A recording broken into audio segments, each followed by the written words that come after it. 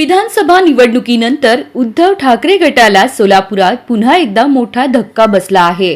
पक्षाचे ज्येष्ठ नेते आणि माजी राज्यमंत्री उत्तम प्रकाश खंदारे, जिल्हा प्रमुख अमर पाटील आणि माजी आमदार शिवशरण पाटील यांनी शिंदे सेनेत प्रवेश करण्याचा निर्णय घेतला आहे।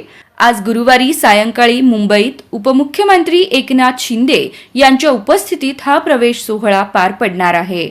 शिंदे सेनेचे सोलापूर लोकसभा संपर्क प्रमुख महेश साठे यांनी याबाबत माहिती दिली आहे। विधानसभा निवडणुकीनंतर या तिघांच्या शिंदे सेनेत प्रवेशाची चर्चा सुरू होती। अखेर त्यांनी पक्षांतराचा निर्णय घेतल्याने सोलापूर जिल्ह्यात मोठी राजकीय हालचाल सुरू झाली आहे। दरम्यान अमर पाटील यांनी बुधवारी सायंकाळी जिल्हा प्रमुख पदाचा राजीनामा दिला। त्यानंतर उद्धव ठाकरे गटाच्या मध्यवर्ती कार्यालयातून उत्तम प्रकाश खंदारे आणि अमर पाटील यांची पक्षातून हकालपट्टी करण्यात आल्याचे वृत्त आले।